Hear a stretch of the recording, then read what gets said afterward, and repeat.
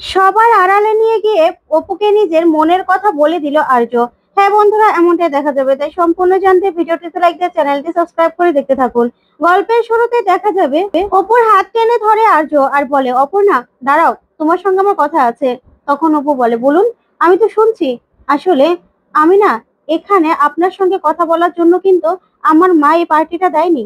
তখনই আর্য এই কথা শুনে হতভম্ব হয়ে যায়। হতভম্ব হয়ে অপুর দিকে তাকিয়ে থাকে। ওইদিকে দেখা যাবে অর্ক সহ সবাইকে অপর্ণার মা বলে, আপনারা খেতে বসুন স্যার, খেতে বসুন। তখন অর্ক বলে, বাহ, ব্যাপারটা তো খুব ভালো লাগছে, একটু বাঙালিয়ানা বাঙালিয়ানা ভাব, কলা পাতায় খাবার। তখনই অপর্ণার মা বলে, হ্যাঁ স্যার, এই সব কিছু আয়োজন আপনাদের জন্য করেছি। তখন অর্ক মানসিকে বলে, মানসি একটু মানিয়ে গুছিয়ে নাও না। তখন মানসি বলে, হ্যাঁ, একটু মানিয়ে নিয়েছি বলেই তো এখানে আসতে পেরেছি, তাই না?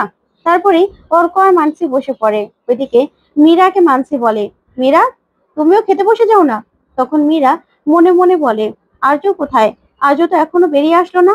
ওইদিকে আর্য অপর্ণাকে বলে, অপর্ণা আমি তোমাকে কিছু বলতে চাই, প্লিজ শোনো আমার কথাটা। তখন অপর্ণা বলে, স্যার আমি তো আপনাকে কতদিন সময় দিলাম বলার জন্য, কিন্তু আপনি তো বলে উঠতে পারলেন না। আমার মনে হয় না আজকেও আপনি কিছু বলতে পারবেন। তাই প্লিজ আমাদের জন্য সবাই অপেক্ষা করুন, তাই চলুন তাড়াতাড়ি। তারপরে দেখা যাবে মানসিকে মীরা বলে, আচ্ছা মানসি, এখানে এরকম একটা জায়গায় তুমি মানিয়ে নিচ্ছ কি করে? তখন মানসি বলে, তাতে কি হয়েছে? দাদার জন্য যখন এসেছি, তাহলে দাদার জন্য এতটুকু কষ্ট তো করতেই পারি। এসেছি যখন, একটু মানিয়ে নিতে সমস্যা কি? তখন মীরা মনে মনে বলে, কি ব্যাপার, মানসি তো এরকম নয়, কোথাও এরকম ভাবে মানিয়ে নেওয়ার মতো মেয়ে তো মানসি নয়। হঠাৎ করে কি হয়ে গেল মানসি? না, আর্য কোথায়? আর্য তো এখনো আসছে না। আর্যকে নিয়ে তো কারো মাথা ব্যথাই নেই। ওইদিকে দেখা যাবে অপর্ণার বাবা বলে, কি ব্যাপার, অপর্ণা কোথায় গেল? অপর্ণা তো আসেনি, আর তাছাড়া আর্য ছাড়া তো এখানে নেই। তারপর দেখা যাবে অপর্ণার বাবা অপর্ণার মাকে বলে, হ্যাঁ গো, অপু কোথায়? আর আর্য ছাড়া তো আসেনি, সেটা খেয়াল করেছো? তারপর অপুর মা বলে, হ্যাঁ তো, হ্যাঁ তাই তো, খেয়ালই তো করিনি, আর্য স্যার আসেনি। ওইদিকে আর্য বলে, না অপর্ণা, আমি তোমার সঙ্গে কথা বলতে চাই, তোমাকে আমি কিছু বলতে চাই। তখন অপর্ণা বলে, দেখুন স্যার, এখানে কিন্তু বাড়াবাড়ি হয়ে যাচ্ছে। একটু পরে আমাদেরকে সবাই খুঁজতে শুরু করে দেবে। এতক্ষণ সময় ঘরে থাকা একদম ঠিক হবে না। চলুন তাড়াতাড়ি, চলুন বেরিয়ে যায়। ওইদিকে মীরা বলে, না, আর্য যে এখানে নেই সেই খেয়ালটাই তো কারণ নেই, আমি ভিতরে গিয়ে দেখবো। তখন মানসি বলে, মীরা তুমি বসে পড়ো না, দাদা হয়তো ওয়াশরুমে গেছে, তুমি বসো না। তখন মীরা বলে, না, আমি ভিতরে গিয়ে দেখতে চাই। এই বলে মীরা যেতে লাগলে অপর্ণা আর আর্য বেরিয়ে আসে। তখন অপর্ণা বলে, কি ম্যাডাম, আপনি এখনো খেতে বসেননি? তখন মীরা বলে, আর্য কোথায়? তখন আর্য বেরিয়ে আসলেই অপর্ণা বলে, স্যার আপনার জন্য তো দেখছি মীরা ম্যাডাম খেতে বসতে পারছে না। তখন মীরা বলে, আমি একা নই, কেউই বসতে পারছে না। আর্য এসো। আর তোমাদের যে ঘরে এতটা সময় লেগে যাবে সেটা তো আমি জানতাম না। তখনই আর্য বলে, হ্যাঁ হ্যাঁ আমি এসে পড়েছি। তারপরে আর্য খেতে বসে। সবাই মিলে খাবারের খুব প্রশংসা করে। ওইদিকে অপর্ণার মা সব খাবারের কথা বলতে থাকে, যে সবকিছু আয়োজন আপনাদের জন্য করেছি। তখন অপু বলে, মা তুমি চুপ করবে? চুপ করো না। তারপর দেখা যাবে সবার খাবার দাবার শেষ হয়ে গেলে অপর্ণার মা বলে, স্যার এটা খেয়ে নিন না, মুখ শুদ্ধি হবে, এটা না অপু বানায় স্পেশালি। তখন সবাই খেয়ে কিঙ্করও খুব প্রশংসা করে। আর মানসি বলে, বাহ, আপনার মেয়ে তো দেখছি খুব গুণ। তখনই অপুর মা বলে, হ্যাঁ আমাদের মেয়ে যেমন রূপে লক্ষ্মী গুণে সরস্বতী। তারপরেই দেখা যাবে মীরা বলে, আর্য এবার তো খাওয়া দাওয়া হয়ে গেছে, এবার চলো, তোমরা কি বেরোবে? আসলে আমি তো আর থাকতে পারছি না, আমাকে তো যেতে হবে। তখনই অপুর মা বলে, এ কি ম্যাডাম, অনেকক্ষণ তো অপেক্ষা করলেন, আর একটু সময় দাঁড়িয়ে যান না। তারপর অপুর মা বলে, ওই যে মানসী ম্যাডাম যে কেকটা এনেছে না, সেই কেকটা কাটবো তো। তখন মীরা বলে, না না, সেটা না হয় আপনারাই কেটে নেবেন। তখন আর্য বলে, আচ্ছা, এত করে যখন উনি বলছে, তাহলে আর একটু সময় থেকে গেলে সমস্যা কি? এত সময় যখন থাকলামই, কেকটা কাটা পর্যন্ত অপেক্ষা করি না? তখন এই কথা শুনে মীরা চমকে যায়। ওইদিকে মানসি খুব খুশি হয়ে যায়। তখন মানসি বলে, হ্যাঁ হ্যাঁ, আমরা কেক কাটাটা দেখেই যাই। তারপরেই কেক কাটতে যায় অপু। তখন অপুকে অপুর মার বাবা বলে, অপু তুই কেকটা কাট না। তখন অপু বলে, না না মা, যাদের জন্য আয়োজন আর যারা এনেছে তারাই কেকটা কাটুক না। তখন আর্য বলে, কেন অপর্ণা, তোমার কাটলে সমস্যা কি? তোমার বাবা মায়ের সব কথাই তো তুমি শোনো, তাহলে তোমার বাবা মা যখন চাইছে তুমি কেকটা কাটবে, কেকটা কাটো না। তখন অপু কেকটা কাটতে যায়। তখনই মানসি বলে, আচ্ছা দাদা, আপনি সহ কেকটা কাটুন না। অপর্ণা, তোমার স্যারকে নিয়ে কাটো, কারণ তার জন্য তো তুমি এতটা সাকসেস হতে পেরেছো। তখন তো মীরা চমকে যায়। আর কিঙ্কর মনে মনে বলে, ব্যাপারটা কি, মানসি এইভাবে আগ বাড়িয়ে অপর্ণা আর আর্যকে এক করতে চাইছে কেন? এর মাথায় কি চলছে? কিছু তো একটা চলছে। তারপর দেখা যাবে অপর্ণা আর আর্য মিলে কেক কাটে। খুব খুশি হয়, সবাই হাতে তালি দিতে থাকে।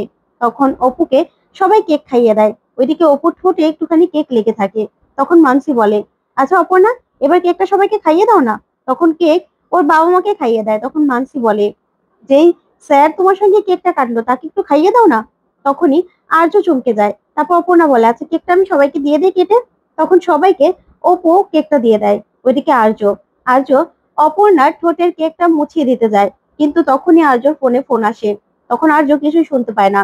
তখন অপর্ণা বলে, স্যার এদিকটাতে না নেটওয়ার্ক একটু কমই পাওয়া যায়। তখন রুম্পা বলে, স্যার বাইরে আমাদের ট্যাঙ্কিটা আছে না, সেখানে কিন্তু ভালো নেটওয়ার্ক পাওয়া যায়, আপনি যেতে পারেন। তখন আর্য বলে, আচ্ছা অপর্ণা, আমাকে একটু সেই জায়গাটা দেখিয়ে দেবে, তুমি নিয়ে চলো না। তখন কিঙ্কর যেতে যেতে লাগলেও আর্য বলে, না কিঙ্কর, তুই এখানেই থাক, আমি যাচ্ছি অপর্ণাকে নিয়ে। তখন অপর্ণা আর্যকে নিয়ে বেরিয়ে যায়। ওদিকে মীরা বলে, কি ব্যাপার, আর্য অপর্ণাকে নিয়ে কোথায় চলে গেল? তারপরেই মীরা চিন্তা করতে থাকে। ওইদিকে কিঙ্কর মনে মনে বলে, কি হলো ব্যাপারটা, আমি তো কিছু বুঝতে পারছি না। ওইদিকে মানসি মনে মনে বলে, মীরা তুমি খুব কষ্ট পাচ্ছ বুঝতে পারছি, কিন্তু আমি কি করবো বলো তো? তোমার থেকে আমার জন্য এই অপর্ণাই বেস্ট। তাই অপর্ণার দিকে তো আমার ভাসুর ঠাকুরকে আমি একটু ঠেলে দিতেই পারি, ওদের সম্পর্কটা আমি আরো একটু এগিয়ে দিতে চাই, এটাই তো আমার কাজ। তখন এই কথা বললেই মনে মনে মানসি হাসতে থাকে। তারপর দেখা যাবে অপর্ণা আর্যকে বলে, স্যার এদিকটাতে নেটওয়ার্ক পাওয়া যায়। তখনই আর্য অপর্ণার হাত ধরে আর বলে, ছাড়ো তো নেটওয়ার্ক, তোমাকে আমার কিছু কথা বলার আছে, তোমার সঙ্গে আমি কথা বলতে তো এখানে আসলাম। তখন অপর্ণা বলে, দেখুন স্যার, এখানে না কেউ চলে আসবে, আর বেশি সময় এখানে থাকা যাবে না। তখন আর্য বলে, তুমি তো আমার কোনো কথাই শুনতে চাইছো না অপর্ণা, আমার কথাটা তো শোনো। তখন অপর্ণা রাগ করে চলে যেতে লাগে। তখনই একজনের সঙ্গে ধাক্কা লেগে তার বাসন সব ফেলে দেয় আর্য। তখন অপর্ণার সে মাসি বলতে থাকে, কি রে অপু, সব বাসন তো ফেলে দিলি, এখন বাসনগুলো আবার মাজতে হবে, দূর। তারপরে বাসনগুলো নিয়ে চলে গেলে অপর্ণা বলে, স্যার আপনি কি যে করছেন না, আমার না ভালো লাগছে না।